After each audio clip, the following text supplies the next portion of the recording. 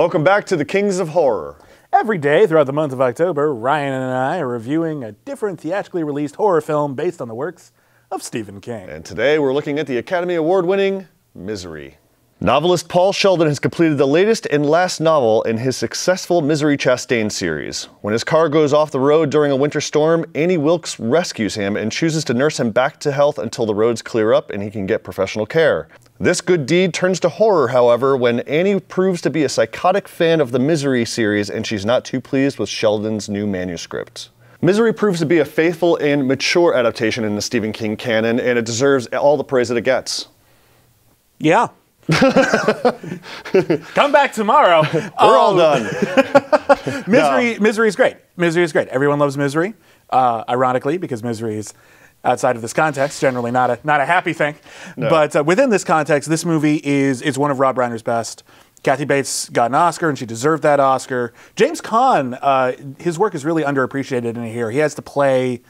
he has to play Annie Wilkes' straight man because he's afraid what happens if he doesn't. Yeah, she plays it really broad and very big, and he's just more subdued. He's got to play along. Yeah, my only problem with the film is, one, it's faithful, but it's a little too faithful. And because of that, it kills the pacing a little bit. How so? Like, what is it? It's just, there's a lot of details that are I remember in the source material, a lot of crazy Annie Wilkes stuff that's not in the film.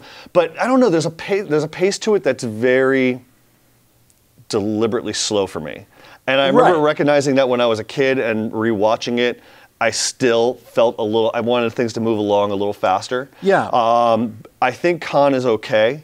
Yeah. I think that if they had redone it, I would love to see new casting, but she's the one that carries it along. She's the one that really floats the material, keeps it going. Reiner's direction is perfect. Obviously, the scene that, the hobbling scene gets the kudos it deserves for a reason. It's creepy as fuck. Insane. Even as an adult watching it as because I saw it way back in the day. Even as an adult, it still makes me cringe. You say that the pacing feels like a little too deliberate. I like the pacing of this movie. Because I think if it was more fast-paced, you wouldn't get the same sense of James Caan's hopelessness. Yeah. The longer he's there, the longer it seems like he's never getting out. Yeah.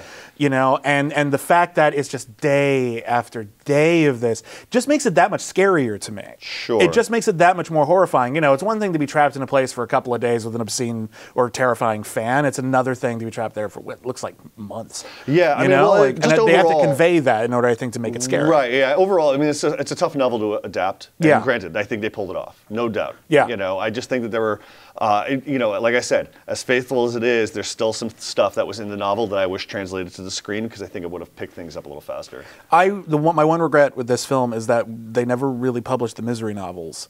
And I would have loved just Stephen King to pump those out over a weekend. They can suck, it's fine. Oh, yeah. It would have been great to have actually read those. Absolutely, and it should be noted, when this garnered all the kudos at the Academy Awards, it was also the time Silence of the Lambs came around. I remember the year that it was released. It was just a good year for mature, dramatic horror. I remember a lot of people were like, well, this isn't really a horror film. It's like, no, this is a horror film. Yes, absolutely. Yeah. This is a horror film the way that Dead Ringers is a horror film. Yeah, absolutely. Yeah. It was I remember it was one of those things in the articles in Fangoria. It was like, this is not a horror film. It's like, no, it is. It is. Yeah. And it's an excellent horror film. Yeah, absolutely. Yeah. I would definitely give, just based on the pacing alone, I would give Misery 3.5 out of 5 Kings. I think the pacing works fine. I think James Caan's even better than he thinks it is. I think Misery is a 4-King Stephen King movie and one of Rob Reiner's best. Come back tomorrow when Kings of Horror will be reviewing Sleepwalkers. With tons of hot mom-on-son action. Rower. Ooh.